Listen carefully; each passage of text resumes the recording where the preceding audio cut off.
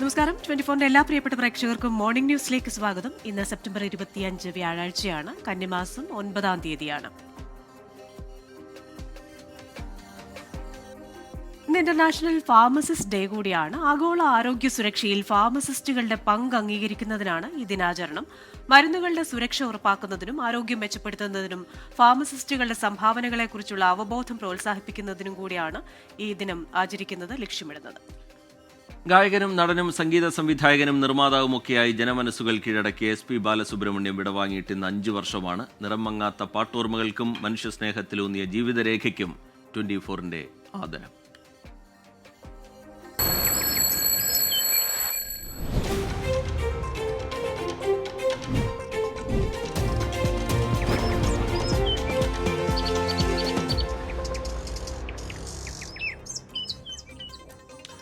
Morning news വിശദമായ റിപ്പോർട്ടുകളിലേക്ക് കടക്കുകയാണ്. CPI general സെക്രട്ടറിയായി D രാജ തുടരാൻ ധാരണ. കേന്ദ്ര സെക്രട്ടേറിയറ്റിൽ D രാജയ്ക്ക് മാത്രം പ്രായപരിധിയിൽ ഇളവ് നൽകാൻ തീരുമാനിച്ചതായും D രാജ ജനറൽ സെക്രട്ടറി സ്ഥാനത്ത് തുടരുമെന്നും കേന്ദ്ര സെക്രട്ടേറിയറ്റ് അംഗം ഡോക്ടർ K നാരായണ പറഞ്ഞു. ദേശീയ എക്സിക്യൂട്ടീവ് കൗൺസിൽ യോഗങ്ങൾക്ക് ശേഷമാണ് പ്രതികരണം.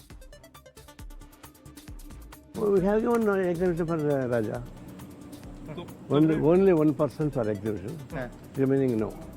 All 25. So it was decided now. Settled. Unanimous. Unanimously, only 1% exempted, that is Raja. Okay. Remaining all, including me, got down. Okay. So it was decided, sir. Yes, yes. മുമ്പോട്ട് പോകാനും നേരായ വഴി കണ്ടുപിടിക്കാനുള്ള പാർട്ടിയുടെ വഴി ചർച്ചകളാണ്. ആ ചർച്ച എല്ലാ പാർട്ടി ഘടകങ്ങളിലും ഉണ്ടാകും. ചർച്ചയ്ക്ക് ശേഷം ഉറപ്പിക്കാൻ നിങ്ങൾക്ക് എല്ലാവർക്കും കമ്മ്യൂണിസ്റ്റ് പാർട്ടി കോൺഗ്രസ് സമാപിക്കാൻ പോകുന്നത് ഒരേ സ്ഥലത്തിലായിരിക്കും. പൂർണ്ണമായും ഐക്യത്തോടെയായിരിക്കും. എല്ലാ വിഷയങ്ങളിലും പാർട്ടിക്കകത്ത് ചർച്ചയ്ക്കൊടുവിൽ യുനാനിമിറ്റി ഉണ്ടാകും. ആവശ്യമൊന്നുമില്ല. ചർച്ചയ്ക്കകത്ത് പാർട്ടിയുടെ വിശ്വാസം ഇതാണ്. അതിലൂടെയാണ് നേരായ വഴി കണ്ടുപിടിക്കപ്പെടുന്നത്. വിവരങ്ങളുമായി ഡൽഹിയിൽ നിന്ന് ബൽറാം നെടുങ്ങാടിയാണ് ചേരുന്നത്. Balram, very good morning. Kerala ഘടകത്തിന്റെ ഒരു ആവശ്യമുണ്ടായിരുന്നല്ലോ പ്രായപരിധിയിൽ ഇളവ് വേണ്ട എന്നത്. പക്ഷെ അത് അനുഭാവപൂർവ്വം പരിഗണിക്കപ്പെട്ടിട്ടില്ലെന്നാണോ നമുക്ക് മനസ്സിലാക്കാനാകുന്നത്? D രാജയ്ക്ക് മാത്രം ഇളവ് നൽകുന്നു, ബാക്കി എല്ലാവരുടെയും ഇളവ് എടുത്തു കളയുന്നു. അതുകൊണ്ട് തന്നെ D രാജ തുടരുമെന്നാണോ മനസ്സിലാക്കേണ്ടത്? Very good morning Christina, Rijith. ഈ ഒരു പാർട്ടി കോൺഗ്രസ് സമ്മേളിക്കുന്ന ഘട്ടത്തിൽ തന്നെ ഏറ്റവും കൂടുതൽ ചർച്ച ചെയ്ത ഒരു വിഷയം എന്നുള്ളത് ജനറൽ സെക്രട്ടറിയായി D രാജ തുടരുമോ എന്ന കാര്യമായിരുന്നു. കേരളം അടക്കമുള്ള സംസ്ഥാനങ്ങൾ പ്രായപരിധി കർശനമായി പാലിക്കണം എന്ന നിർദ്ദേശം മുന്നോട്ട് വച്ചിരുന്നു. കഴിഞ്ഞ 2 ദിവസങ്ങളിൽ നടന്ന ചർച്ചകളിലും കേരളം ശക്തമായി ഈ ആവശ്യം ഉന്നയിച്ചിരുന്നു. കേരളത്തിൽ പ്രായപരിധി മാനദണ്ഡം കർശനമായി പാലിച്ചിട്ടുണ്ട്. പ്രായപരിധി മാനദണ്ഡം ഭരണഘടനയിൽ ഉൾപ്പെടുത്തിയതിനാൽ തന്നെ D രാജ അടക്കമുള്ള പ്രായപരിധി പിന്നിട്ടവർ ഒഴിയണം എന്നുള്ള നിലപാട് തന്നെയാണ് കേരളം ആവർത്തിച്ചത്. ഈ ഒരു നിലപാട് തന്നെ കേരളം ആവർത്തിക്കാൻ ഒരു പ്രധാന കാരണം രാജയെ ലക്ഷ്യം വെച്ചായിരുന്നു എന്ന വിലയിരുത്തലുകൾ ഉണ്ടായിരുന്നു. എന്നാൽ അക്കാര്യം പൂർണ്ണമായി അംഗീകരിക്കപ്പെട്ടിട്ടില്ല എന്നുള്ളത് തന്നെയാണ് ഇന്നലെ രാത്രി ചേർന്ന ദേശീയ കൗൺസിൽ യോഗങ്ങൾക്ക് ശേഷം വ്യക്തമാകുന്നത്. ജനറൽ സെക്രട്ടറി D രാജയ്ക്ക് മാത്രം ഈ വിഷയത്തിൽ പ്രായപരിധിയിൽ ഇളവ് നൽകാനുള്ള ഒരു ധാരണയിലേക്ക് യോഗത്തിൽ കാര്യങ്ങൾ എത്തിയിരിക്കുന്നു. ഈ യോഗത്തിൽ വെച്ച് ഈ മറ്റ് പരിധി പിന്നിട്ട മറ്റംഗങ്ങൾ ഒഴിയാൻ താല്പര്യം അറിയിച്ചു. ഇതനുസരിച്ച് ദേശീയ സെക്രട്ടേറിയറ്റിൽ നിന്നും പ്രായപരിധി പിന്നിട്ട 4 പേർ ഒഴിയും.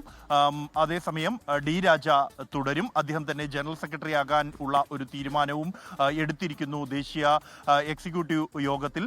മറ്റ് സെക്രട്ടേറിയറ്റ്, എക്സിക്യൂട്ടീവ് കൗൺസിൽ എന്നിവയിലെല്ലാം തന്നെ പ്രായപരിധി പിന്നിട്ട 75 വയസ്സ് പൂർത്തിയായ നേതാക്കൾ പദവി ഒഴിയും. പകരം പുതിയ ആളുകൾ ആ പദവി സ്ഥാനത്തേക്ക് എത്തും എന്ന കാര്യത്തിലും തീരുമാനമായിരിക്കുന്നു. കേരളത്തിൽ നിന്നും ദേശീയ സെക്രട്ടേറിയറ്റിലേക്ക് 2 പേർക്കുള്ള സാധ്യത നിലവിൽ നിലനിൽക്കുന്നുണ്ട്. അത് P സന്തോഷ് കുമാർ MP, കൂടാതെ പ്രകാശ് ബാബു എന്നിവർ സെക്രട്ടേറിയറ്റിൽ എത്തിയേക്കും എന്നുള്ളതാണ് സൂചന. ഒപ്പം തന്നെ ദേശീയ കൗൺസിലിൽ കേരളത്തിൽ നിന്നും 2 പേർ ഒഴിയാൻ ഈ പ്രായപരിധി മാനദണ്ഡമനുസരിച്ച് 2 പേർ ഒഴിയും. CN Jayadevan, E Chandrasekharan എന്നിവരായിരിക്കും ഒഴിയുക. പകരമായി കേരളത്തിൽ നിന്നും ഗോവിന്ദൻ പള്ളിക്കാപ്പിൽ കൂടാതെ VS സുനിൽകുമാർ എന്നിവർ ദേശീയ കൗൺസിലിലേക്ക് എത്താം എന്ന സൂചനകളാണ് നമുക്ക് ഇപ്പോൾ ലഭിക്കുന്നത്. ശരി, ചണ്ഡീഗഡിൽ നിന്ന് ബൽറാം നെടുങ്ങാടി വിശദാംശങ്ങൾ പങ്കുവയ്ക്കുകയായിരുന്നു. പി സന്തോഷ് കുമാറും പ്രകാശ് ബാബുവും കേന്ദ്ര സെക്രട്ടേറിയറ്റിലേക്ക് എത്തിയേക്കും എന്ന തരത്തിലാണ് ഈ ഘട്ടത്തിൽ വിവരങ്ങൾ പുറത്തുവരുന്നത്. ഡി രാജയ്ക്ക് മാത്രമാണ് പ്രായപരിധിയിൽ ഇളവ് നൽകുന്നത്. മറ്റ് ഘടകങ്ങളിൽ പ്രായപരിധി മാനദണ്ഡം കർശനമായി നടപ്പാക്കാനാണ് ധാരണ രൂപപ്പെട്ടിരിക്കുന്നത്. സംസ്ഥാനത്ത് ഒറ്റപ്പെട്ട ശക്തമായ മഴയ്ക്ക് സാധ്യതയെന്ന് കേന്ദ്ര കാലാവസ്ഥാ വകുപ്പിന്റെ മുന്നറിയിപ്പ്. ഇന്ന് 7 ജില്ലകളിൽ യെല്ലോ മുന്നറിയിപ്പ് പ്രഖ്യാപിച്ചു. മധ്യ തെക്കൻ കേരളത്തിൽ മഴ ശക്തമാകും. മറ്റ് ജില്ലകളിൽ മഴ മുന്നറിയിപ്പില്ല. മേഘന മുരളി വിവരങ്ങളുമായി തിരുവനന്തപുരത്ത് നിന്ന് ചേരുന്നുണ്ട്. മേഘന, ഏതൊക്കെ ജില്ലകളിലാണ് യെല്ലോ മുന്നറിയിപ്പുള്ളത്? മഴയുടെ ശക്തി, മഴയുടെ സ്വഭാവം, അത് സംബന്ധിച്ച് കേന്ദ്ര കാലാവസ്ഥാ വകുപ്പ് അറിയിക്കുന്നത് എന്താണ് മേഘന? Morning Christina Rejith. അതിൽ പ്രധാനമായും ഒരു ഇടവേളയ്ക്ക് ശേഷം മഴ ശക്തമാകുന്നു, അല്ലെങ്കിൽ ഒറ്റപ്പെട്ട മഴ ശക്തമാകുന്നു എന്ന് വേണം പറയാൻ. തിരുവനന്തപുരം ജില്ലയിലടക്കം ഇന്നലെ രാത്രി വൈകിയും നല്ല മഴ പെയ്യുന്നുമുണ്ടായിരുന്നു. ഇപ്പോൾ കേന്ദ്ര കാലാവസ്ഥാ വകുപ്പിന്റെ ഒരു മുന്നറിയിപ്പ് അനുസരിച്ച് 7 ജില്ലകൾക്കാണ് ഇന്ന് യെല്ലോ മുന്നറിയിപ്പ് നൽകിയിരിക്കുന്നത്. തെക്കൻ മധ്യ കേരളത്തിൽ മഴ ശക്തമാകുമെന്നുള്ളതാണ് മുന്നറിയിപ്പ്. തിരുവനന്തപുരം മുതൽ ഇടുക്കി വരെയുള്ള ജില്ലകളിൽ 7 ജില്ലകൾക്കാണ് ഇപ്പോൾ മഴ മുന്നറിയിപ്പ് നൽകിയിരിക്കുന്നത്.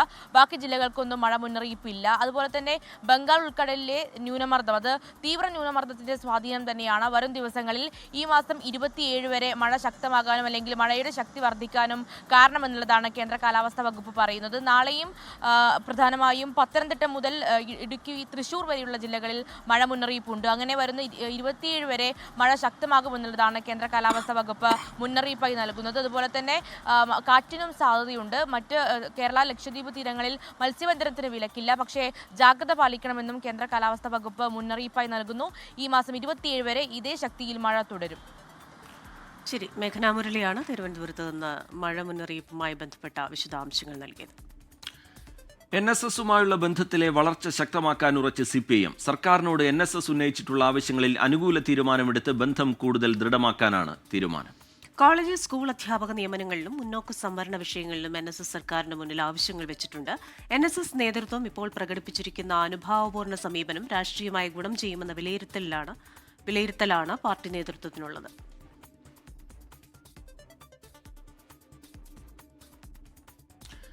ഭൂട്ടാനിൽ നിന്ന് നിയമവിരുദ്ധമായി കടത്തിയ വാഹനങ്ങൾ കണ്ടെത്താനുള്ള പരിശോധന കസ്റ്റംസ് ഇന്നും തുടരും. സംസ്ഥാനത്ത് ഇനിയും ഇത്തരത്തിൽ വാഹനങ്ങളുണ്ട് എന്നാണ് കസ്റ്റംസിന്റെ കണ്ടെത്തൽ. ഇതുമായി ബന്ധപ്പെട്ട വിവരങ്ങൾ കസ്റ്റംസിന്റെ പക്കലുണ്ട്. ഈ വിവരങ്ങളുടെ അടിസ്ഥാനത്തിൽ തുടർ പരിശോധനകൾ നടത്താനാണ് തീരുമാനം. നിലവിൽ പിടികൂടിയ വാഹനങ്ങളുടെ രേഖകൾ ഹാജരാക്കാൻ നോട്ടീസ് നൽകിയിട്ടുണ്ട്. കൊച്ചിയിൽ നിന്ന് അൻമരിയ സണ്ണിയാണ് വിശദാംശങ്ങളുമായി ചേരുന്നത്. Annmaria, very good morning. ഈ ഒരു കേസുമായി ബന്ധപ്പെട്ട കൂടുതൽ അന്വേഷണങ്ങൾ, കൂടുതൽ വകുപ്പുകൾ, കേന്ദ്ര വകുപ്പുകളൊക്കെ ഇങ്ങോട്ട് വരുന്നു. അതായത് ED വരുന്നു. അതുപോലെ തന്നെ GST വെട്ടിപ്പുണ്ടോ എന്ന് പരിശോധിക്കാൻ GST വകുപ്പ് ശ്രമിക്കും എന്നൊക്കെയുള്ള വാർത്തകൾ വരുന്നുണ്ടല്ലോ. അപ്പോൾ കൂടുതൽ ഏജൻസികൾ ഇതുമായി ബന്ധപ്പെട്ട അന്വേഷണത്തിലേക്ക് കടക്കുകയാണോ?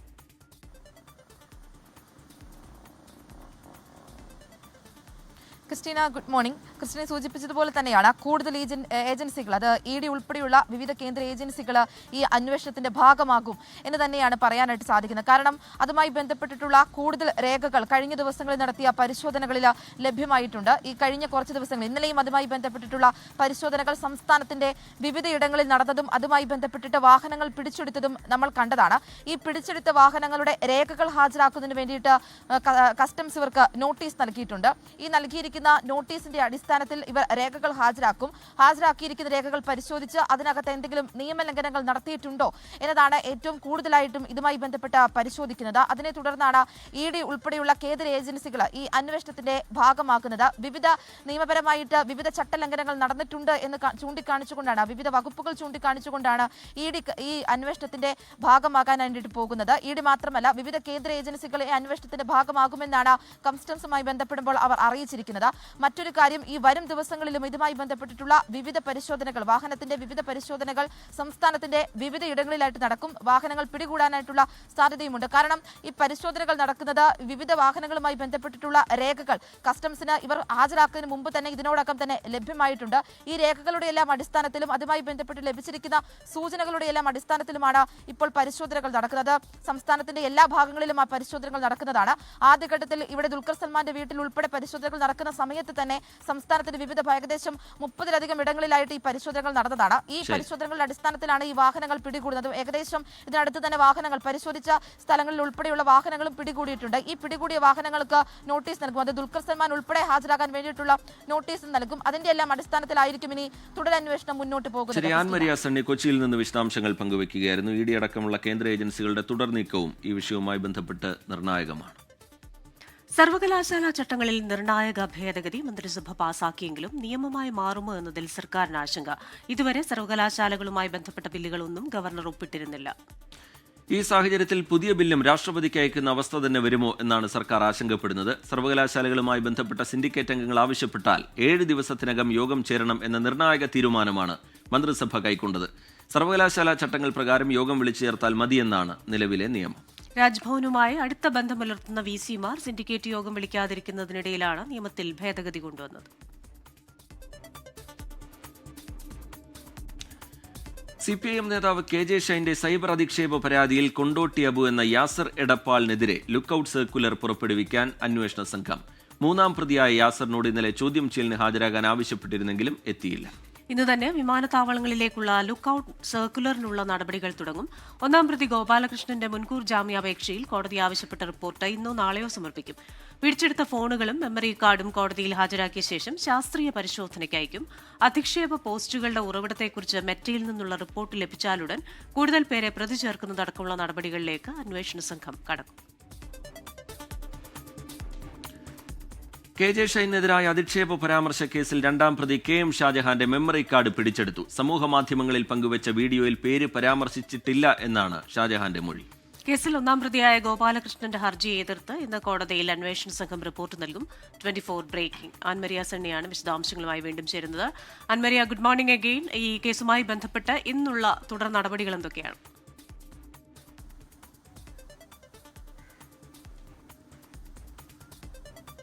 ക്രിസ്റ്റീന, ഇന്നലെയാണ് 2-ാം പ്രതിയായിട്ടുള്ള KM ഷാജഹാൻ അന്വേഷണ സംഘത്തിന് മുൻപിൽ ഹാജരാകുന്നത്. ഏകദേശം 6 മണിക്കൂറുകളും നീണ്ടു നിന്ന ചോദ്യം ചെയ്യലിന് ശേഷമാണ് ആ ഷാജഹാനെ വീണ്ടും വിളിപ്പിക്കുക എന്ന ഘട്ടത്തിലേക്ക് അന്വേഷണ സംഘം ഇപ്പോൾ കടന്നിരിക്കുന്നത്. ആ രീതിയിലേക്ക് കടക്കാനുള്ള സാഹചര്യം ഉണ്ടായിരിക്കുന്നതിനെ നൽകിയിരിക്കുന്ന മൊഴികളുടെ എല്ലാം പശ്ചാത്തലത്തിലും ഇന്നലെ ഒരു മെമ്മറി കാർഡ് ആദ്യം ഷാജഹാൻ ഹാജരാക്കിയിരുന്നു. പിന്നീട് ശാസ്ത്രീയമായിട്ടുള്ള പരിശോധനകൾക്കും അതോടൊപ്പം തന്നെ മൊഴിയിൽ നിന്ന് ലഭിച്ച വിവരങ്ങളുടെ എല്ലാം അടിസ്ഥാനത്തിലാണ് ഈ മെമ്മറി കാർഡ് അന്വേഷണ സംഘം പിടിച്ചെടുത്തിരിക്കുന്ന മെമ്മറി കാർഡും ഫോൺ രേഖകളും അത് കോടതിക്ക് മുൻപിൽ സമർപ്പിക്കും. അതിനുശേഷം അത് ശാസ്ത്രീയ പരിശോധനയ്ക്ക് വിധേയമാക്കും. അതിൽ നിന്ന് ലഭിച്ചിരിക്കുന്ന വിവരങ്ങളുടെ അടിസ്ഥാനത്തിലായിരിക്കും ഇനി മുന്നോട്ടുള്ള അന്വേഷണം.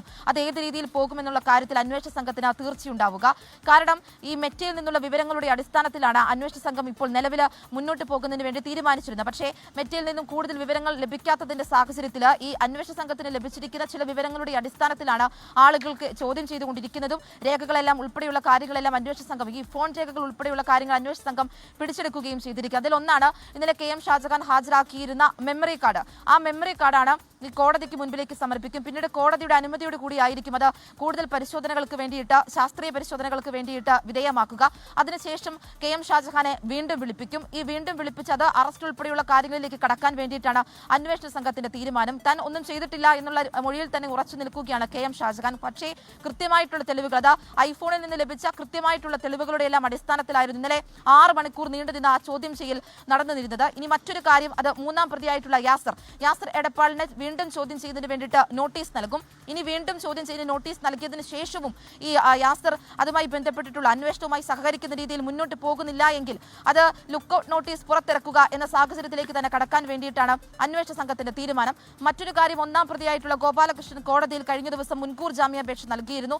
അതിനുശേഷം മുൻകൂർ ജാമ്യാപേക്ഷ പരിഗണിക്കുന്ന സമയത്ത് ഇന്നലെയാണ് കോടതി റിപ്പോർട്ട് സമർപ്പിക്കാൻ വേണ്ടിയിട്ട് അന്വേഷണ സംഘത്തോട് ആവശ്യപ്പെട്ടിരിക്കുന്നത്. അതിന്മേൽ ഈ ജാമ്യാപേക്ഷ എതിർത്തുകൊണ്ട് അന്വേഷണ സംഘം ഇന്ന് കോടതിയിൽ റിപ്പോർട്ട് സമർപ്പിക്കും. 1-ാം പ്രതിയാണ്, അന്വേഷണത്തെ അത് ബാധിക്കും എന്ന് കാണിച്ചുകൊണ്ടുമായിരിക്കും ഈ അന്വേഷണ സംഘം റിപ്പോർട്ട് സമർപ്പിക്കുന്നത്. ക്രിസ്റ്റീന. ശരി, കൊച്ചിയിൽ നിന്ന് ആൻമരിയ സണ്ണിയാണ് വിശദാംശങ്ങളുമായി ചേർന്നത്. പോലീസ് കസ്റ്റഡിയിലിരിക്കെ കുഴഞ്ഞു വീണ നിരണം പഞ്ചായത്ത് മുൻ പ്രസിഡന്റ് KP പുന്നൂസിന്റെ ആരോഗ്യനിലയിൽ നേരിയ പുരോഗതി. KP പുന്നൂസിനെതിരായ പോലീസ് നടപടിക്കെതിരെ വലിയ പ്രതിഷേധമാണ് ഉയരുന്നത്. സ്റ്റേഷനിലേക്ക് RYF ഇന്ന് മാർച്ചിന് ആഹ്വാനം ചെയ്തിട്ടുണ്ട്. അതേസമയം KP പുന്നൂസിനെ അനധികൃതമായി കസ്റ്റഡിയിൽ വെച്ചെന്ന് കാട്ടി പുന്നൂസിന്റെ ബന്ധുക്കൾ നൽകിയ ഹർജി കൊട്ടാരക്കര കോടതി ഇന്ന് പരിഗണിക്കും.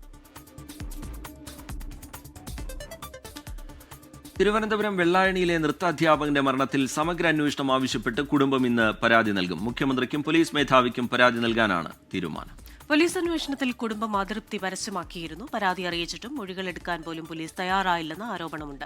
പോസ്റ്റ്മോർട്ടം റിപ്പോർട്ട് പോലീസിന് ലഭിച്ചിട്ട് ഒരാഴ്ച പിന്നിട്ടിട്ടും നടപടിയെടുത്തില്ലെന്നാണ് പരാതി. കഴിഞ്ഞ മാസം 12-നാണ് മഹേഷ് ശ്രീരാമകൃഷ്ണ മിഷൻ ആശുപത്രിയിൽ ചികിത്സയിലിരിക്കെ മരിച്ചത്. കഴിഞ്ഞ ദിവസം പുറത്തുവന്ന പോസ്റ്റ്മോർട്ടം റിപ്പോർട്ടിൽ മഹേഷിന്റെ ശരീരത്തിൽ മുഴുവൻ മുറിവുകളും ക്ഷതങ്ങളുമാണെന്ന് രേഖപ്പെടുത്തിയിരുന്നു.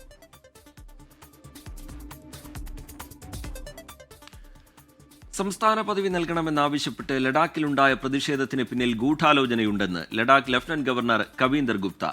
ലഡാക്കിലുണ്ടായ പ്രതിഷേധത്തെ നേപ്പാളിലും ബംഗ്ലാദേശിലും ഉണ്ടായ പ്രതിഷേധങ്ങളുമായി ചിലർ താരതമ്യപ്പെടുത്തി. ഇത് ഗൂഢാലോചന തെളിയിക്കുന്നതാണെന്ന് ഗവർണർ കവീന്ദർ ഗുപ്ത പറഞ്ഞു. പ്രക്ഷോഭത്തിൽ 4 പേർ മരിക്കുകയും നിരവധി പേർക്ക് പരിക്കേറ്റതായും റിപ്പോർട്ടുകളുണ്ട്. വിവരങ്ങളുമായി ഡൽഹിയിൽ നിന്ന് അജീഷ് ജയകുമാറാണ് ചേരുന്നത്. Ajeesh, good morning. ഈ പ്രക്ഷോഭം അത് സോനം വാങ്ചുക്കിന്റെ പല പ്രസംഗങ്ങളും അയാളുടെ പ്രവർത്തനങ്ങളും ഒക്കെ ഇതിന് കാരണമായി. മാത്രമല്ല, ഇത് തികച്ചും ആസൂത്രിതമാണെന്ന ഒരു ആരോപണം കൂടി വരുന്നുണ്ടല്ലോ. ഇതിൽ പരിക്കേറ്റവരുടെയും അതുപോലെ തന്നെ ഇതുമായി ബന്ധപ്പെട്ട മറ്റുള്ള വിവരങ്ങൾ കൂടി എന്താണ്? ക്രിസ്റ്റീന, റീജിത്ത്, ഇന്ന് ഈ വലിയ നിരീക്ഷണത്തിലാണ് ഈ ലഡാക്ക് ഉള്ളത്. പക്ഷേ സ്ഥിതിഗതികൾ ശാന്തമാണ്. ഇന്നലെ വൈകിട്ടോടെ തന്നെ ഈ അവിടുത്തെ സുരക്ഷാ സേന അവിടുത്തെ നിയന്ത്രണം പൂർണ്ണമായിട്ടും ഏറ്റെടുത്തിട്ടുണ്ടായിരുന്നു. അവിടുത്തെ അക്രമ സംഭവങ്ങളൊക്കെ ഒരു പരിധിവരെ കെട്ടടങ്ങിയിരുന്നു. ഇന്നലെ വലിയ ആക്രമണമാണ് ഇന്നലെ ഈ രാവിലെ മുതൽ പല ഭാഗത്തും ഉണ്ടായത്. അവിടെ അതിന്റെ തുടർന്ന് ഏതാണ്ട് 30-ലധികം CRPF ഉദ്യോഗസ്ഥരൊക്കെ പരിക്കേറ്റു. എന്നാൽ ഈ സംഘം ഈ അക്രമാസക്തരായതോടെയാണ് പോലീസിന് ഈ വെടിവെക്കേണ്ടി വന്നത്. അതിൽ 4 പേർക്കാണ് ജീവൻ നഷ്ടമായത്.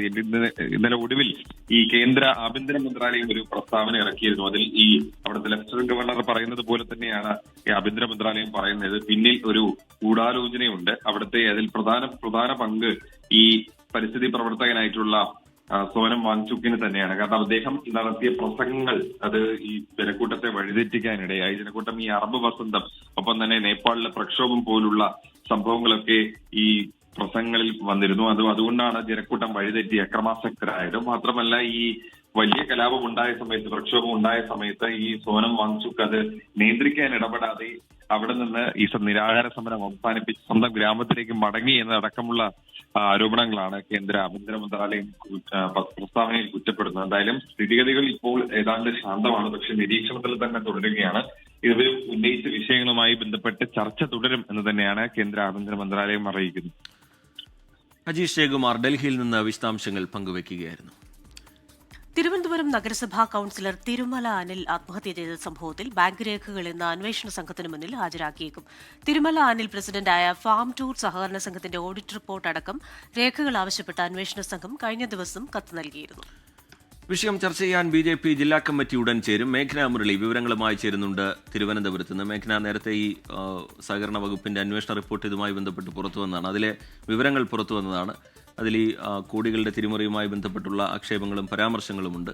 അതിന്റെ പശ്ചാത്തലത്തിൽ ഈ വിശദമായി ബാങ്ക് രേഖകളൊക്കെ അന്വേഷണ സംഘത്തിന് മുമ്പിലേക്ക് വരികയാണ്. അത് ഈ കേസിൽ വളരെ നിർണായകവുമാണ്.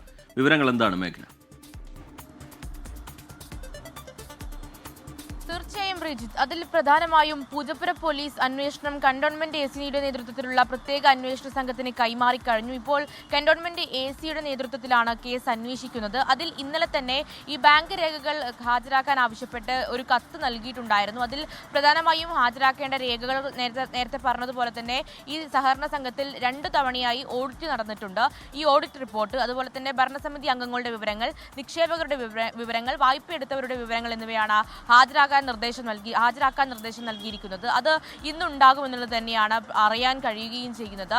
ഈ ഒരു ബാങ്ക് വിവരങ്ങളും അതുപോലെ തന്നെ ബാങ്കിലെ വിവരങ്ങളും ഈ കേസ് അന്വേഷണത്തിൽ നിർണായകമാവുകയും ചെയ്യും. കാരണം ഈ ആത്മഹത്യാക്കുറിപ്പിലടക്കം പ്രത്യേക വ്യക്തികളുടെ പേര് പറഞ്ഞിട്ടില്ല.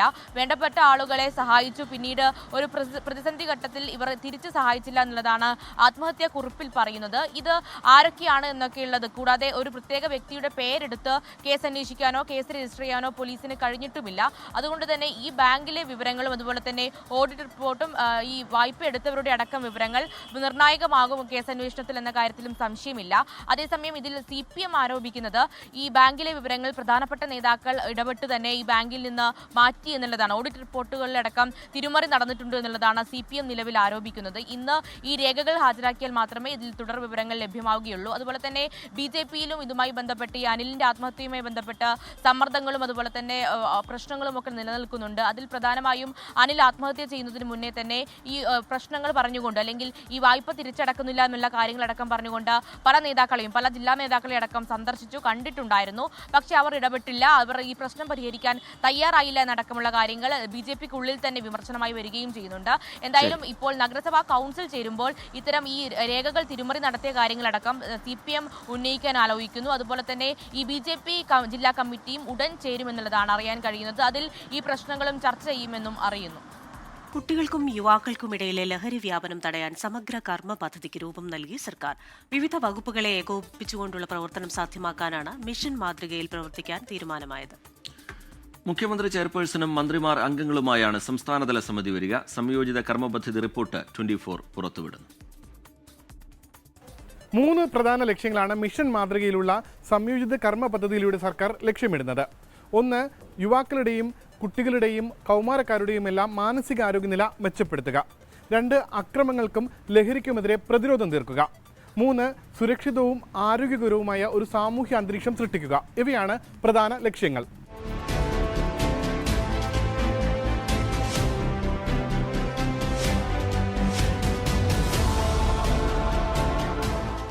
നിലവിൽ സംസ്ഥാനത്തെ വിവിധ വകുപ്പുകൾ, അതായത് പോലീസ്, എക്സൈസ്, ആരോഗ്യവകുപ്പ്, വിദ്യാഭ്യാസ വകുപ്പ് തുടങ്ങിയവയെല്ലാം ലഹരിക്കെതിരെയുള്ള വിവിധ കർമ്മ പദ്ധതികളും ബോധവൽക്കരണ പരിപാടികളും എല്ലാം നടത്തുന്നുണ്ട്.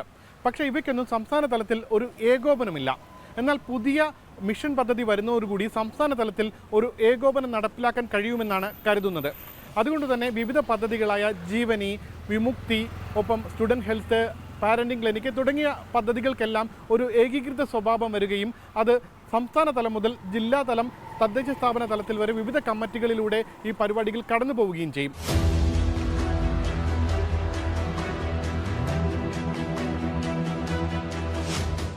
മുഖ്യമന്ത്രിയാണ് സംസ്ഥാനതല സമിതിയുടെ ചെയർപേഴ്സൺ. ഒപ്പം വനിതാ ശിശുവികസന വകുപ്പ് മന്ത്രി, തദ്ദേശ സ്വയംഭരണ വകുപ്പ് മന്ത്രി എന്നിവർ വൈസ് ചെയർപേഴ്സൺമാരാകും. മറ്റ് ബന്ധപ്പെട്ട വകുപ്പുകളുടെ മന്ത്രിമാർ അംഗങ്ങളാകുന്നുണ്ട്. കൺവീനർ ചീഫ് സെക്രട്ടറിയാണ്. എല്ലാ 3 മാസം കൂടുമ്പോഴും ഈ യോഗം ചേർന്ന് സംസ്ഥാനതല സമിതി പ്രവർത്തനങ്ങൾ വിലയിരുത്തണം. ഒപ്പം നയം തീരുമാനിക്കേണ്ടതും മറ്റ് സമിതികളുടെ ഈ പ്രവർത്തനം തീരുമാനിക്കേണ്ടതുമെല്ലാം ഈ സംസ്ഥാനതല സമിതിയാണ്.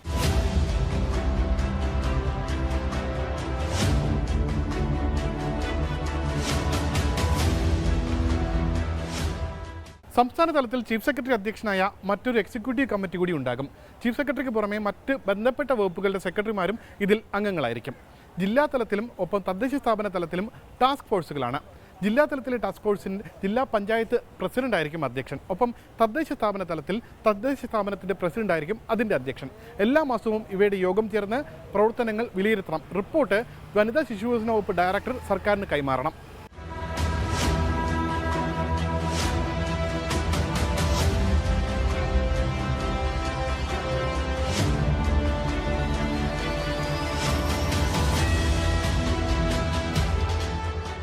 ഈ കർമ്മ പദ്ധതിയിലെ മിഷൻ രൂപീകരണം കൂടി പൂർത്തിയാക്കി കഴിഞ്ഞാൽ ഒരു മിഷൻ ഡയറക്ടർ കൂടി ഇക്കൂട്ടത്തിൽ വരും.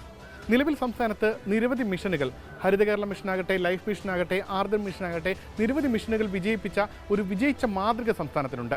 സ്വാഭാവികമായി ഈ ലഹരിക്കെതിരെയുള്ള ഈ മിഷൻ കൂടി വിജയിച്ചു കഴിഞ്ഞാൽ 2ാം പിണറായി സർക്കാരിൻ്റെ ഒരു ചരിത്ര ദൗത്യമായി അത് മാറും. SKN40യിലൂടെ 24 ഒപ്പമുണ്ടാകും. ഉമേഷ് ബാലകൃഷ്ണൻ, 24 തിരുവനന്തപുരം. ഇനി രാജ്യാന്തര വാർത്തകളുടെ സമയമാണ്. വാർത്താലോകം.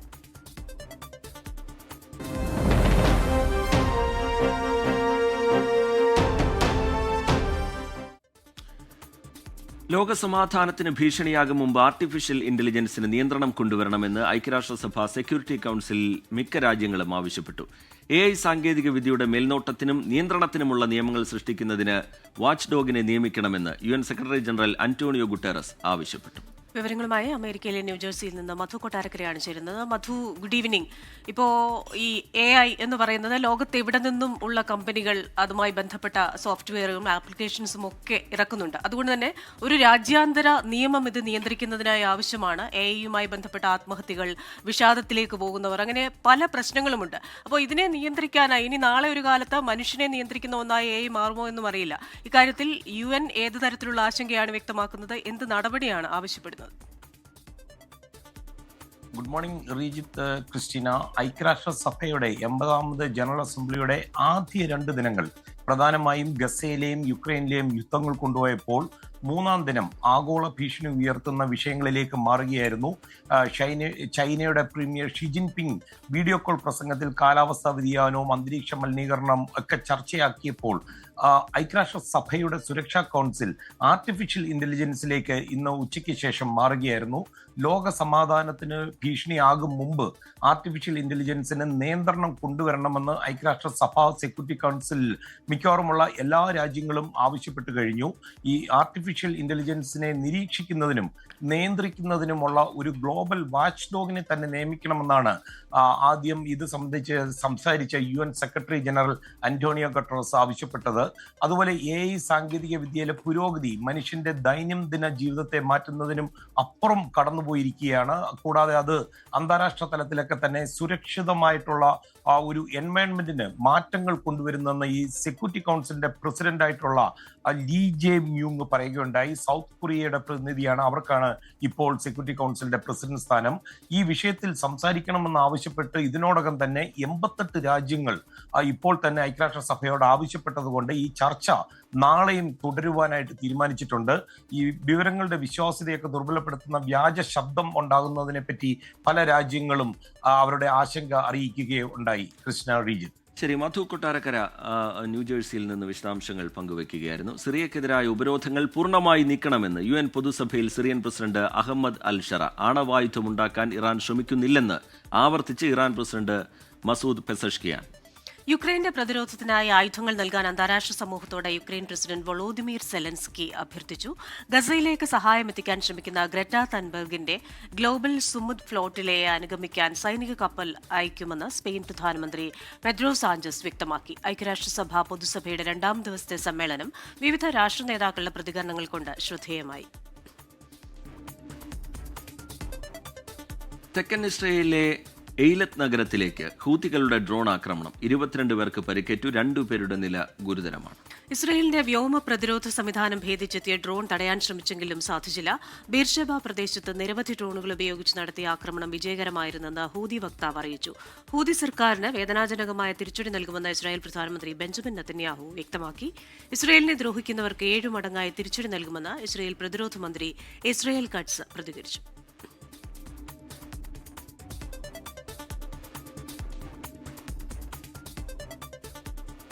നോക്കാം ചില അന്താരാഷ്ട്ര വാർത്തകൾ ചുരുക്കത്തിൽ.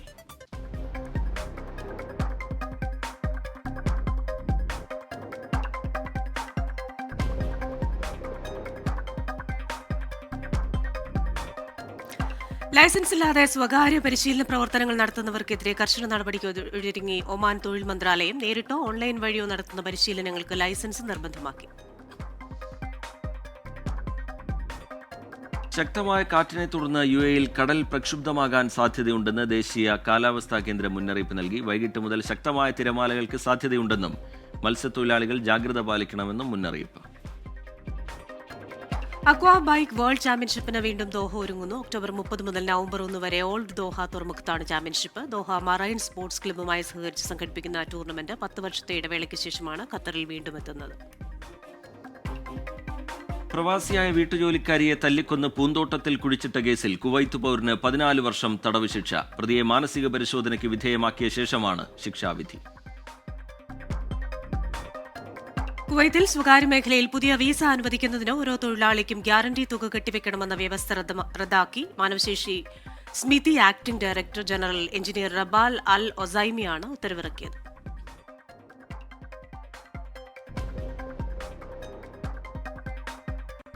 വിവാദങ്ങൾക്കൊടുവിൽ പാലക്കാട് തിരിച്ചെത്തിയ രാഹുൽ മാങ്കൂട്ടത്തിൽ MLA മണ്ഡലത്തിൽ തുടരുന്നു. വരും ദിവസങ്ങളിൽ മണ്ഡലത്തിൽ സജീവമാകാൻ തന്നെയാണ് രാഹുലിന്റെ നീക്കം.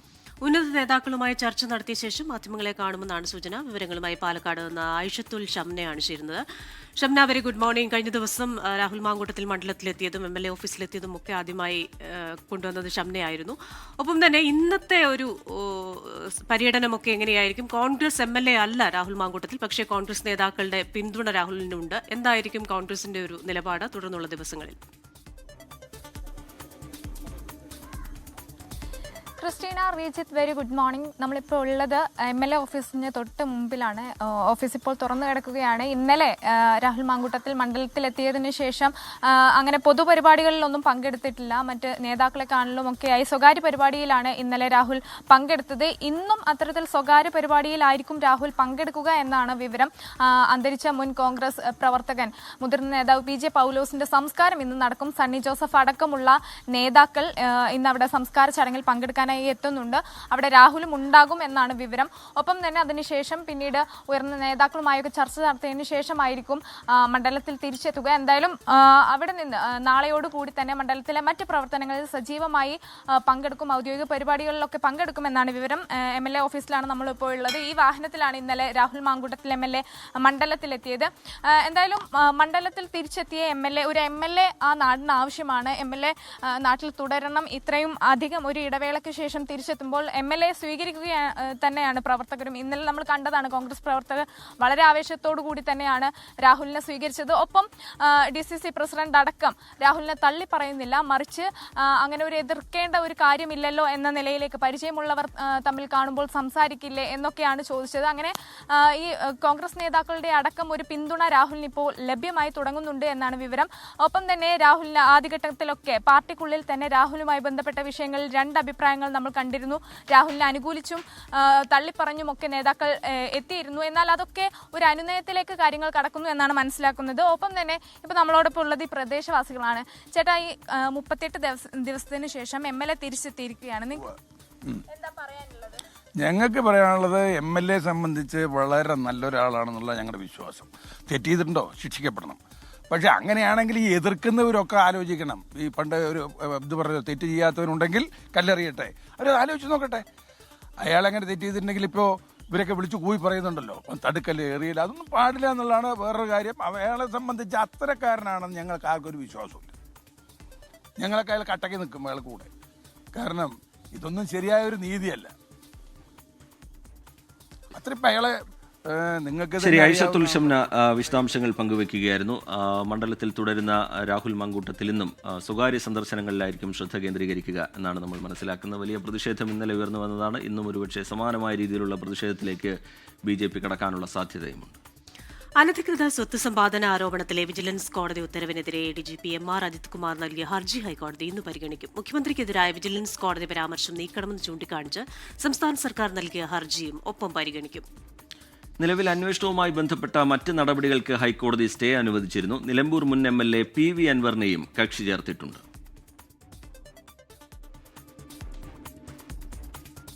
പാലിയേക്കര ടോൾ വിലക്ക് നീക്കാനുള്ള ഉത്തരവ് ഇന്ന് ഹൈക്കോടതി ഡിവിഷൻ ബെഞ്ച് പുറപ്പെടുവിച്ചേക്കും. കർശന ഉപാധികളോടെ ആയിരിക്കും ടോൾ പിരിവ് പുനരാരംഭിക്കാനുള്ള ഉത്തരവുണ്ടാകുക എന്ന് കോടതി അറിയിച്ചിരുന്നു.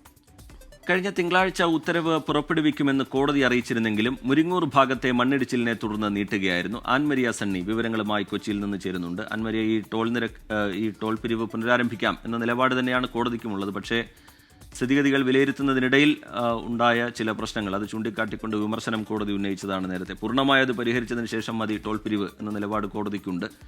ഇന്ന് ഇപ്പോൾ ഈ മുരിങ്ങൂർ ഭാഗത്തെയും പ്രശ്നം പരിഹരിച്ചു എന്ന് കോടതിയിൽ ചൂണ്ടിക്കാട്ടാനാണോ അധികൃതർ ഒരുങ്ങുന്നത്? അങ്ങനെയെങ്കിൽ ടോൾ പിരിവ് പുനരാരംഭിക്കുന്ന ഉത്തരവ് ഇന്ന് പ്രതീക്ഷിക്കാമോ അൻമരിയ?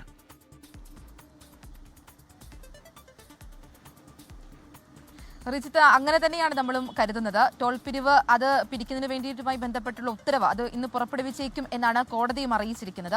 ഈ 51 ദിവസമായി ഈ പാലിയേക്കരയിൽ വിലക്ക് ഏർപ്പെടുത്തിയിട്ട് ആ 51 ദിവസത്തിനിടയിൽ പലപ്പോഴായിട്ടും ഇതുമായി ബന്ധപ്പെട്ടുള്ള ഹർജി ഹൈക്കോടതി ഡിവിഷൻ ബെഞ്ച് പരിഗണിക്കുന്നുണ്ടായിരുന്നു. പലതവണയായിട്ട് ഹൈക്കോടതി ഡിവിഷൻ ബെഞ്ച് ഈ വിഷയവുമായി ബന്ധപ്പെട്ടുള്ള ഹർജി പരിഗണിക്കുന്ന സമയങ്ങളിലെല്ലാം ചൂണ്ടിക്കാണിച്ചിരുന്നത് അവിടെ യാത്രക്കാർ അനുഭവിക്കുന്ന ദുരിതം, ആ യാത്രാ ദുരിതം തന്നെയായിരുന്നു ഹൈക്കോടതി ചൂണ്ടിക്കാണിച്ചിരുന്നത്. അതുമായി ബന്ധപ്പെട്ടിട്ട് പലതവണ ജില്ലാ കളക്ടറോട് റിപ്പോർട്ട് സമർപ്പിക്കാൻ വേണ്ടി ആവശ്യപ്പെട്ടു. ഓരോ തവണ റിപ്പോർട്ട് സമർപ്പിക്കുമ്പോഴും ഹൈക്കോടതി പല കാര്യങ്ങൾ അതുമായി ബന്ധപ്പെട്ടിട്ട് ചൂണ്ടിക്കാണിച്ചു. പിന്നീട് വീണ്ടും റിപ്പോർട്ട് സമർപ്പിച്ചിരുന്നു. ഈ കഴിഞ്ഞ ദിവസം അതുമായി ബന്ധപ്പെട്ടിട്ടുള്ള ഹർജി, അതിലൊരു വിലക്ക് അത് മാറ്റുന്നതുമായി ബന്ധപ്പെട്ടുള്ള ഹർജി അല്ലെങ്കിൽ അതുമായി ബന്ധപ്പെട്ടൊരു വിധി വരുമെന്നായിരുന്നു പ്രതീക്ഷിച്ചിരുന്നത്. അങ്ങനെയാണ് കോടതിയും അറിയിച്ചിരുന്നത്. പക്ഷേ ആ സമയത്താണ് മുരിങ്ങൂരിൽ റീജിത്ത് ആദ്യം സൂചിപ്പിച്ചതുപോലെ തന്നെ മണ്ണിടിച്ചിലുണ്ടാക്കുന്നത്. ആ മണ്ണിടിച്ചിലുണ്ടായതിനു ശേഷം അതുമായി ബന്ധപ്പെട്ടുള്ള ഹർജിയും പരിഗണിക്കുന്ന സമയത്ത് അറിയിച്ചിരുന്നു. റിപ്പോർട്ട് സമർപ്പിക്കണമെന്നുള്ള, മുരിങ്ങൂരിലെ മണ്ണിടിച്ചിലുമായി ബന്ധപ്പെട്ടുള്ള റിപ്പോർട്ട് സമർപ്പിക്കണമെന്നും ജില്ലാ കളക്ടറോട് ഹൈക്കോടതി ഡിവിഷൻ ബെഞ്ച് ആവശ്യപ്പെട്ടു.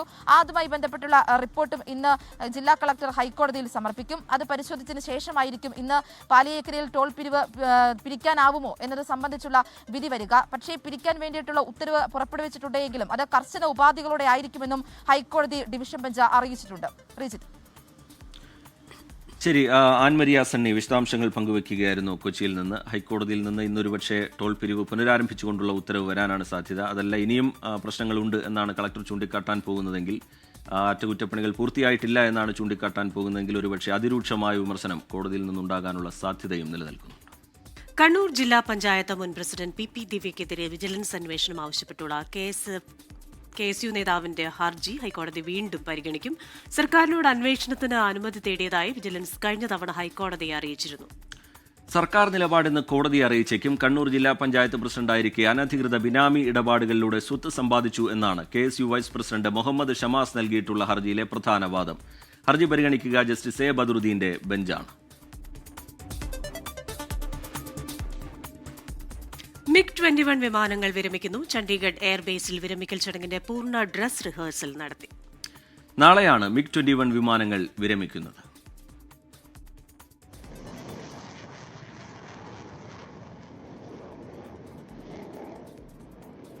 മിക്കോയാൻ ഗുരേവിച്ച് 21 6 പതിറ്റാണ്ട് നീണ്ട സേവനം.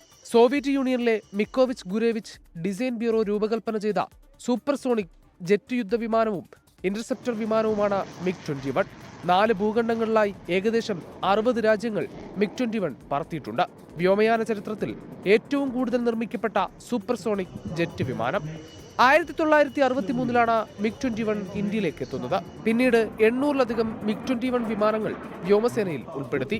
2024 കണക്കനുസരിച്ച് ഏകദേശം 40 MiG-21 വിമാനങ്ങളാണ് വ്യോമസേനയിലുള്ളത്. എല്ലാം ഈ മാസം 26-ന് വിരമിക്കും.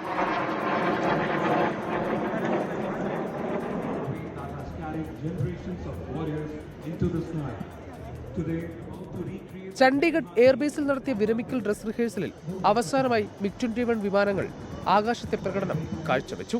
വിമാനങ്ങൾക്ക് വാട്ടർ സല്യൂട്ട് നൽകി.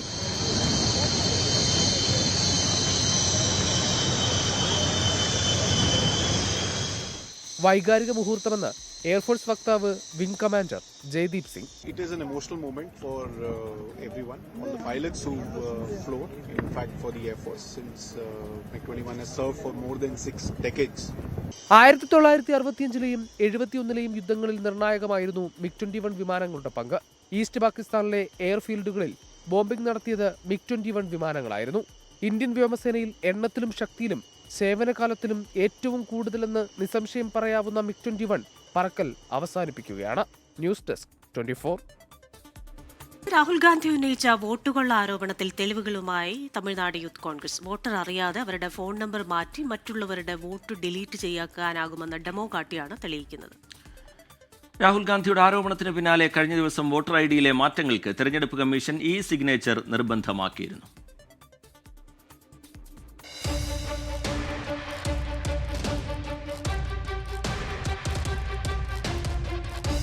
ഒരു വോട്ടറുടെ വോട്ടർ ID നമ്പർ കിട്ടിയാൽ തെരഞ്ഞെടുപ്പ് കമ്മീഷന്റെ വെബ്സൈറ്റിൽ കയറി അയാളുടെ ഫോൺ നമ്പർ അയാൾ അറിയാതെ മാറ്റാനാകും. പിന്നീട് ആ ID ഉപയോഗിച്ച് ഫേക്ക് ലോഗിൻ ചെയ്യാം. ശേഷം അയാളുടെ മണ്ഡലത്തിൽപ്പെട്ട ആരുടെയും വോട്ട് നീക്കം ചെയ്യാനായി അപേക്ഷയും നൽകാം. അന്യായമായി വോട്ട് വെട്ടുന്നുവെന്ന് മാത്രമല്ല, അതിനായി ഉപയോഗിക്കുന്ന വോട്ടർമാരുടെ ഐഡികൾ പോലും മോഷ്ടിച്ചെടുത്തിട്ടുള്ളതാണ്. രാഹുൽ ഗാന്ധി ഉന്നയിച്ച ഈ ആരോപണം തെളിവ് സഹിതം സമർത്ഥിക്കാനായെന്ന് തമിഴ്നാട് യൂത്ത് കോൺഗ്രസ് അവകാശപ്പെടുന്നു. யாரை வேணா delete பண்ண முடியும் ஒரு சட்டமன்றத்துல இருந்தறத ரொம்ப எளிதா வச்சிருக்காங்க. ஈஸியா அவர் பெர்மனண்டா ஷிஃப்ட் ஆயிட்டாருன்னு நம்ம கொடுக்க போறோம். 69 கோடி வாக்காளர் பெருமக்களை தேர்தல் ஆணையம் நம்ம வாக்கு திருடி இந்த ஆட்சியையே மாற்ற முடியுன்ற அளவுக்கு அவங்க ஒரு ப்ராசஸையே உருவாக்கி കൊടുത്തിരിക്കാങ്ക വാക്ക് തിരുടർക്കിടം. 2 ദിവസം മുൻപാണ് യൂത്ത് കോൺഗ്രസ് ടീം ഈ 3 കാര്യങ്ങളും പരീക്ഷിച്ചു നോക്കിയത്. ഫോൺ നമ്പർ മാറ്റുമ്പോഴും വോട്ട് ഡിലീറ്റ് ചെയ്യാൻ സബ്മിറ്റ് ചെയ്യുമ്പോഴും ഒന്നും ആധാർ രജിസ്റ്റർ ചെയ്ത ഫോൺ നമ്പർ ആവശ്യമേയില്ല. ആർക്കും ആരുടെയും രേഖകൾ മാറ്റാമെന്നും വോട്ട് വെട്ടാൻ അപേക്ഷ നൽകാമെന്നും ഇവർ പറയുന്നു. Every state election website it is publicly available. So we can take anybody's voter ID and take control of their identity. Not just that. More than vote theft, we can use their identity for any criminal purposes. Election Commission is helping it. Easily can create a fake login because OTP will come to my number, not your number. No intimations. It is a major threat to the nation. Rahul ഗാന്ധിയുടെ ആരോപണത്തിന് പിന്നാലെ കഴിഞ്ഞ ദിവസം ഓൺലൈനായി voter പട്ടികയിൽ പേര് ചേർക്കുന്നതിന് തെരഞ്ഞെടുപ്പ് കമ്മീഷൻ സൈൻ നിർബന്ധമാക്കിയിരുന്നു. അതായത് സ്വന്തം ആധാറുമായി ബന്ധിപ്പിച്ച ഫോൺ നമ്പർ ഉപയോഗിച്ച് മാത്രമേ ഇനി ഓൺലൈനായി വോട്ടർ പട്ടികയിൽ പേര് ചേർക്കാനും നീക്കം ചെയ്യാനും തിരുത്തൽ വരുത്താനും കഴിയുകയുള്ളൂ. തെരഞ്ഞെടുപ്പ് കമ്മീഷന്റെ തിരക്കിട്ട ഈ നീക്കം രാഹുൽ ഗാന്ധിയുടെ വിജയമായാണ് കോൺഗ്രസ് വിലയിരുത്തുന്നത്. മുഹമ്മദ് റഹീസ്, 24, ചെന്നൈ. ചട്ടലംഘനം ഒഴിവാക്കാൻ കേരള സർവകലാശാല വിസിയുടെ അസാധാരണ നീക്കം. സെനറ്റ് യോഗത്തിനു മുൻപ് സ്പെഷ്യൽ സെനറ്റ് യോഗം വിളിച്ചു. ഒക്ടോബർ 4-നാണ് സ്പെഷ്യൽ സെനറ്റ് യോഗം ചേരുക. നവംബർ 1-ന് വിളിച്ച സെനറ്റ് യോഗം ചട്ടവിരുദ്ധമാകുമെന്ന് മുന്നിൽ കണ്ടാണ് നീക്കം. 24 ബ്രേക്കിംഗ്. ഉമേഷ് ബാലകൃഷ്ണൻ വിവരങ്ങളുമായി തിരുവനന്തപുരത്ത് നിന്ന് ചേരുന്നുണ്ട്. ഉമേഷ്, ഈ 4 മാസത്തിലൊരിക്കൽ ചേരണം എന്നാണ് ചട്ടം. പക്ഷേ അത് ആ സമയപരിധിയും മറികടന്നാണ് പുതിയ തീയതി നിശ്ചയിച്ചിരിക്കുന്നത്. അത് ചട്ടവിരുദ്ധമാകും എന്ന് മുന്നിൽ കണ്ടാണ് ഇങ്ങനെ ഒരു അസാധാരണ നീക്കത്തിലേക്ക് വി സി കടക്കുന്നത്. എന്താണ് വി സി ഇതുമായി ബന്ധപ്പെട്ട് അറിയിക്കുന്നത്? ഈ വി സിയുടെ തുടർ നീക്കങ്ങൾ ഇതിലെങ്ങനെയാണ് ഉമേഷ് ബാലകൃഷ്ണൻ? നേരത്തെ നവംബർ 1-നാണ് സെനറ്റ് യോഗം ചേരാൻ തീരുമാനിച്ചത്. അത് ഗവർണർ പങ്കെടുക്കുക, അതുകൊണ്ടാണ് നവംബർ 1-ലേക്ക് സെനറ്റ് യോഗം തീരുമാനിക്കുകയും ചെയ്തത്. അതായത് ഗവർണർക്ക് വേണ്ടിയാണ് ഈ ഒരു 4 മാസത്തിലൊരിക്കൽ സെനറ്റ് യോഗം കൂടണമെന്നുള്ള ചട്ടം ലംഘിച്ചുകൊണ്ട് നവംബർ 1-ലേക്ക് സെനറ്റ് യോഗം നീട്ടിവെച്ചത്. എന്നാൽ അതിനെതിരെ സെനറ്റ് അംഗങ്ങൾ കോടതിയിൽ പോകുമെന്ന് ഉറപ്പായതോടുകൂടി തിരിച്ചടി കിട്ടുമെന്ന് ഭയന്നാണ് ഇപ്പോൾ ഒരു സ്പെഷ്യൽ സെനറ്റ് യോഗം ചേരാൻ വി സി തയ്യാറായിരിക്കുന്നത്. ഒക്ടോബർ 4-ന് സ്പെഷ്യൽ സെനറ്റ് യോഗം വിളിച്ചിരിക്കുന്നു. സെനറ്റ് അംഗങ്ങൾക്ക് ഇക്കാര്യങ്ങളുടെ അറിയിപ്പ് നൽകിയിരിക്കുന്നു. ഇതിൻ്റെ അജണ്ട ഓൾറെഡി തീരുമാനിച്ചു കഴിയുകയും ചെയ്തിരിക്കുന്നു. ഡിഗ്രി സർട്ടിഫിക്കറ്റുകളുടെ വിതരണത്തിന് വേണ്ടി മാത്രമായി ഒരു സെനറ്റ് യോഗം തീരുമാനിച്ചിരിക്കുന്നു. അത് ഒക്ടോബർ 4-ന് നടക്കും. ഒക്ടോബർ 4-ന് ഒരു സ്പെഷ്യൽ സെനറ്റ് യോഗം ചേരുന്നതോടുകൂടി നവംബർ 1-ന് സെനറ്റ് യോഗം ചേരുമ്പോൾ അതിനൊരു നിയമപ്രശ്നം വരില്ല എന്നുള്ളതാണ് വി സിയുടെ ഭാഗത്തു നിന്ന് ലഭിക്കുന്ന സൂചന. അതിൻ്റെ ഒരു അടിസ്ഥാനത്തിൽ കൂടിയാണ് ഇത്തരം ഒരു നീക്കത്തിലേക്ക് വി സി കടന്നത്. നേരത്തെ നവംബർ 1-ന് സെനറ്റ് യോഗം വിളിച്ചാൽ അത്തരത്തിൽ 4 മാസം കഴിയും. കാരണം ഒക്ടോബർ 17-ന് മുൻപ് സെനറ്റ് യോഗം വിളിക്കണം. കഴിഞ്ഞ 4 മാസം മുൻപ് 4 മാസം പൂർത്തിയാകണമെങ്കിൽ അത് ഒക്ടോബർ 17-ന് മുൻപ് വിളിക്കണം. അത്തരത്തിൽ അത് കഴിഞ്ഞ് നവംബർ 1-ലേക്ക് മാറ്റിയപ്പോൾ സ്വാഭാവികമായി സെനറ്റ് അംഗങ്ങൾ, പ്രത്യേകിച്ച് ഇടത് സെനറ്റ് അംഗങ്ങൾ കോടതിയിൽ പോകാൻ തീരുമാനിച്ചിരുന്നു. കോടതിയിൽ നിന്ന് വീണ്ടും തിരിച്ചടി ഉണ്ടാകുമെന്നുള്ള ഒരു ഭയത്തിൻ്റെ കൂടി അടിസ്ഥാനത്തിലാണ് ഈ സ്പെഷ്യൽ സെനറ്റ് യോഗത്തിലൂടെ ഈ നിയമ നടപടി ഉണ്ടാകുകയാണെങ്കിൽ അത് മറികടക്കാനുള്ള ഒരു തന്ത്രം വി സി ഇപ്പോൾ പയറ്റിയിരിക്കുന്നത്. ഒക്ടോബർ 4-ന് സ്പെഷ്യൽ സെനറ്റ് യോഗം ചേരും. നവംബർ 1-ലെ സെനറ്റ് യോഗം, അതിൽ ഗവർണർ പങ്കെടുക്കുന്നുണ്ട്. ആ സെനറ്റ് യോഗത്തിന് മാറ്റവുമില്ല. ഈ രീതിയിലാണ് ഒരു അസാധാരണ നീക്കം വി സി നടത്തിയിരിക്കുന്നത്. ക്രിസ്റ്റീന രഞ്ജിത്ത് വിവരങ്ങളുമായി ചേർന്നത് തിരുവനന്തപുരത്ത് നിന്ന് ഉമേഷ് ബാലകൃഷ്ണനാണ്. മുണ്ടക്കൈ ചൂരൽമല ഉരുൾപൊട്ടലിന് ശേഷം അടച്ചിട്ട അട്ടമലയിലെ ടൂറിസം കേന്ദ്രങ്ങൾ തുറന്നു. അട്ടമല ഗ്ലാസ് ബ്രിഡ്ജ് ഉൾപ്പെടെയുള്ളവയാണ് നിയന്ത്രണങ്ങളോടെ തുറന്നത്. അപകടരഹിതമായ മറ്റു മേഖലകളും വൈകാതെ തുറന്നുകൊടുക്കാനാണ് സാധ്യത. ദുരന്തത്തിനു ശേഷം നിശ്ചലമായ അനവധി സംരംഭങ്ങൾ ബെയിലി പാലത്തിനപ്പുറത്തുണ്ട്. മുണ്ടക്കൈ ചൂരൽമല പ്രദേശത്തെ നിരവധി കുടുംബങ്ങളാണ് ഇത്തരം സംരംഭങ്ങളെ ആശ്രയിച്ച് കഴിഞ്ഞിരുന്നത്. ഇത് അടച്ചുപൂട്ടിയതോടെ പലരും പ്രതിസന്ധിയെ നേരിടുകയായിരുന്നു. അട്ടമല ഗ്ലാസ് ബ്രിഡ്ജ് അടക്കമുള്ള ടൂറിസം കേന്ദ്രങ്ങൾ തുറന്നുകൊടുത്തു. ഇപ്പോൾ സങ്കടമുണ്ട് മുഖത്ത്. കാരണം ആദ്യം വന്ന മാതിരിയല്ല ഇപ്പോഴത്തെ അവസ്ഥ. ഇപ്പോൾ 1.5 കൊല്ലം വീണ്ടും ഫസ്റ്റ് ഓപ്പണിംഗ് അത് കേട്ട് നമ്മൾ വെറുതെ ജസ്റ്റ് ഒന്ന് കാണാൻ വേണ്ടി വന്നപ്പോഴാണ് ഇതിങ്ങനെ ഓപ്പൺ ആയി ജസ്റ്റ് ടിക്കറ്റ് എടുത്ത് കയറി ഒന്ന് ജസ്റ്റ് ഒന്നുകൂടി കാണാൻ വേണ്ടിയിട്ട്. പക്ഷെ കാണുമ്പോൾ നമ്മൾ പ്രകൃതിയാകുമ്പോൾ സന്തോഷമുണ്ട്. പക്ഷേ ചില ഭാഗങ്ങൾ കാണുമ്പോൾ മനസ്സിൽ വല്ലാത്തൊരിട്ട് ഉണ്ട്. അട്ടമലയിലെ റിസോർട്ടുകൾ ഉൾപ്പെടെ അടുത്ത ദിവസം നിയന്ത്രണങ്ങളോടെ തുറന്നുകൊടുക്കാനാണ് നീക്കം. ഉപാധികളോടെ തുറന്നു തരാൻ നിരവധി തവണ നമ്മൾ അധികാരികളുടെ അടുത്ത് പല പ്രാവശ്യം പോയി. അവസാനം നമുക്ക് അതിനുള്ള അനുകൂലമായിട്ടുള്ളൊരു തീരുമാനം വന്നു. എന്തായാലും ഞങ്ങൾക്ക് അതിയായ സന്തോഷമുണ്ട്. ഞങ്ങളുടെ ജീവിതമാർഗം നല്ല രീതിയിൽ മുന്നോട്ട് പോകും. അതുപോലെ തന്നെ കഴിഞ്ഞത് കഴിഞ്ഞു. ഇനി നമുക്ക് ജീവിക്കണം. ഇവിടെയുള്ള ആളുകളും ഈ പറഞ്ഞ 500-ഓളം കുടുംബങ്ങൾ ഇവിടെ ജീവിക്കുന്നുണ്ട്. അപ്പോൾ എല്ലാവർക്കും ഇതൊരു നല്ലൊരു സംവിധാനമായി മാറട്ടെ. ടൂറിസം കേന്ദ്രങ്ങൾ തുറന്നതോടെ പ്രദേശത്തേക്ക് നിരവധി ആളുകളാണ് എത്തുന്നത്.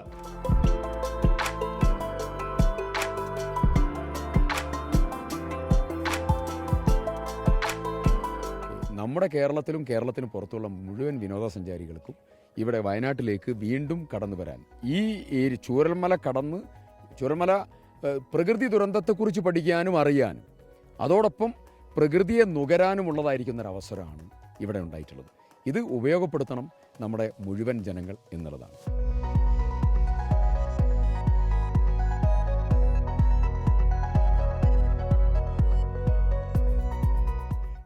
വയനാട്. ഇന്ത്യയുടെ അഭിമാനമായ ഗഗൻയാൻ ദൌത്യത്തിൽ ബഹിരാകാശ യാത്രികനായി തെരഞ്ഞെടുത്ത വ്യോമസേന ക്യാപ്റ്റൻ പ്രശാന്ത് നായരോട് സംവദിച്ച് Thycaud government model higher secondary school വിദ്യാർത്ഥികൾ. ബഹിരാകാശത്തേക്കുള്ള തന്റെ സ്വപ്നയാത്രയുടെ വിസ്മയകരമായ അനുഭവങ്ങൾ വിദ്യാർത്ഥികൾക്കും പ്രചോദനമായി.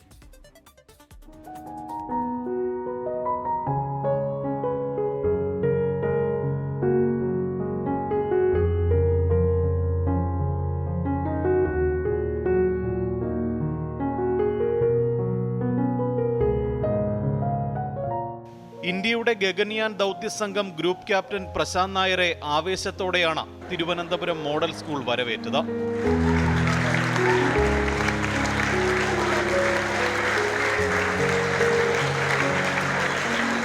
ഗഗൻയാൻ ദൗത്യത്തെക്കുറിച്ചും ബഹിരാകാശ ദൗത്യത്തിനായുള്ള പരിശീലനത്തെക്കുറിച്ചും പ്രശാന്ത് നായർ കുട്ടികളുമായി സംവദിച്ചു.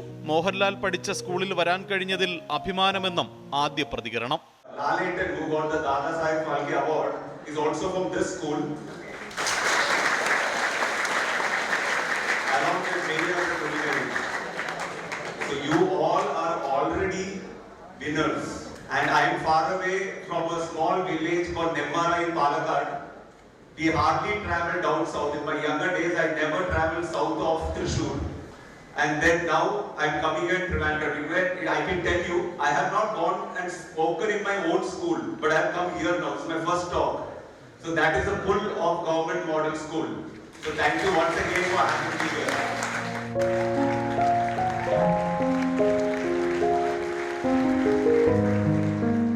തിരുവനന്തപുരം രാജ്യത്തിന്റെ സ്പേസ് സിറ്റി എന്ന Prashant Nair. Trivandrum, I say, is the space city of India.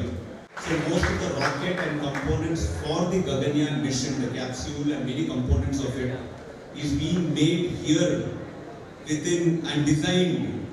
Everything here. Like I said, most of it we forget and we think it's happening somewhere else. ചടങ്ങിൽ ഗഗൻയാൻ പദ്ധതിയുടെ ഒന്നാമത്തെ ഡയറക്ടറും മോഡൽ സ്കൂൾ പൂർവ്വ വിദ്യാർത്ഥിയുമായ ഡോക്ടർ ഉമാമഹേശ്വരനും പങ്കെടുത്തു. കുട്ടികൾക്കൊപ്പം ഫോട്ടോയെടുത്തും autograph നൽകിയുമാണ് മടങ്ങിയത്.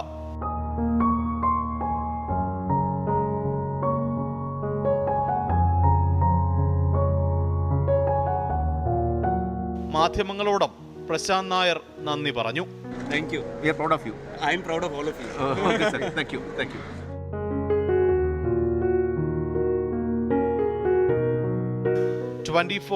തിരുവനന്തപുരം. ഇനി ചില അറിയിപ്പുകളാണ്.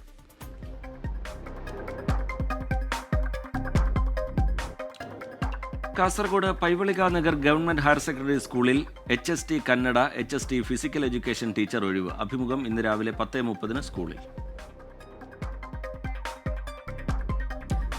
വാട്ടർ ടാങ്ക് ശുദ്ധീകരണം നടക്കുന്നതിനാൽ ഇന്ന് ആലുവ നഗരസഭയിലും ചൂർണിക്കര പഞ്ചായത്തിൽ 2, 3, 7, 8 വാർഡുകളിലും കീഴ്മാട് പഞ്ചായത്തിൽ 15, 16, 17 വാർഡുകളിലും ജലവിതരണം മുടങ്ങും.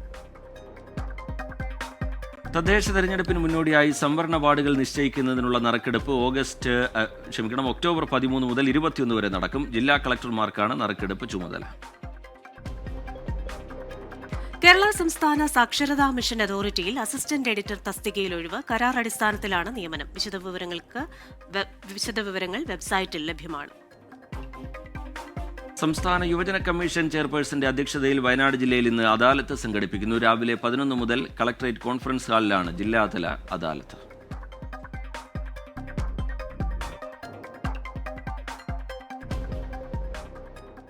സിനിമാ സീരിയൽ തിരക്കഥാകൃത്ത് പ്രദീപ് പണിക്കരുടെ അമ്മ രാധമ്മ അന്തരിച്ചു. 83 വയസ്സായിരുന്നു.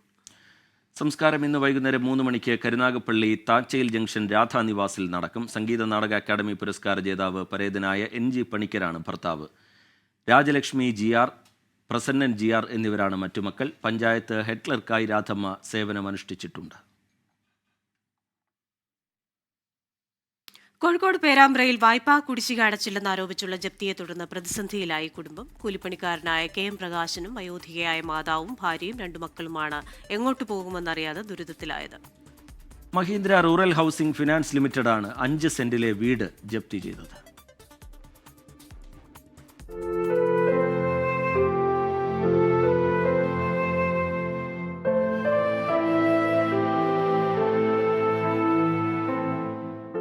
പേരാമ്പ്ര പഞ്ചായത്ത് പതിച്ചു നൽകിയ സ്ഥലത്ത് നിർമ്മിച്ച വീടാണ് Mahindra rural housing finance limited ജപ്തി ചെയ്തത്. മകളുടെ വിവാഹവുമായി ബന്ധപ്പെട്ട് KM പ്രകാശ് 2018 2 ലക്ഷം രൂപ വായ്പ എടുത്തിരുന്നു. ഇതിൽ 80,000 രൂപ തിരിച്ചടച്ചു. ഇനി 4,15,000 രൂപ തിരിച്ചടക്കണമെന്ന് മഹീന്ദ്ര ഫിനാൻസ് ആവശ്യപ്പെട്ടെങ്കിലും കുടുംബത്തിന് സാധിച്ചില്ല. ഇതിന് പിറകെയാണ് ജപ്തി. അടവ് തെറ്റിയാൽ ഒരുമിച്ച് അടിച്ചാലാണ് മുന്നോട്ട് പോകാനാവും എന്ന് പറഞ്ഞ് പിന്നെ ഇവിടെ എല്ലാം ഇല്ലാത്തവരോ ഒരു വന്ന് വീട് കുത്തി തുറന്നകത്ത് കയറിയതാണ്. പിന്നെ ഞാൻ വന്നേരം എനിക്ക് പ്രഷർ കൂടി ബോധം കെട്ട് വീണ ആസ്പത്രിയിൽ നിന്ന് ഞാൻ വരുമ്പോഴത്തേക്ക് ഒരു വീടും പൂട്ടി ഒരു പോയിക്ക്. പിന്നെ പ്രായമായ അമ്മയുണ്ട്, അമ്മേനെയും കൊണ്ടൊരുത്തേം പോകാനൊന്നാകില്ല. പണിയും ഉണ്ടായില്ല. ആഴ്ചയ്ക്ക് 1-2 പണിയാണ് കിട്ടലുള്ളൂ. കടം വാങ്ങിയിട്ടൊക്കെയാണ് ഞാൻ ജീവിക്കുന്നത്. ആകെ ഉണ്ടായിരുന്ന 5 സെന്റിലെ വീടാണ് കുടുംബത്തിന് നഷ്ടമായത്. സ്ഥലവും പഞ്ചായത്ത് കൊടുത്താൽ വീടും പഞ്ചായത്ത് കൊടുത്താൽ സ്വന്തമായിട്ടൊന്നും ഇല്ലാത്തവരാണ്. ആ ഒരു ബുദ്ധിമുട്ടുകൊണ്ടാണ് ഞാൻ വൈകി പോയത്. SC/ST വീടാണ്, ഒരു ചെറിയ വീട് അതേ ഉള്ളൂ. ഈ വീട് തന്നെ കംപ്ലീറ്റ് പണി കഴിഞ്ഞിട്ടില്ല. 80 വയസ്സുള്ള അമ്മയും ഭാര്യയും 2 മക്കളും ഉൾപ്പെടുന്നതാണ് പ്രകാശന്റെ കുടുംബം. സാമ്പത്തികമായി ഏറെ ബുദ്ധിമുട്ടുന്ന കുടുംബമാണ് നടപടി നേരിടുന്നത്. മഹീന്ദ്ര ഫിനാൻസിന്റെയും നാട്ടുകാരുടെയും സഹായം ഉണ്ടാകുമെന്ന പ്രതീക്ഷയിലാണ് കുടുംബം. പേരാമ്പ്രയിൽ നിന്ന് ജയൻ കല്യാശ്ശേരിക്കൊപ്പം സമീർ സി മുഹമ്മദ്, 24. മോർണിംഗ് ന്യൂസിന്റെ സമയം ഇവിടെ പൂർത്തിയാവുകയാണ്.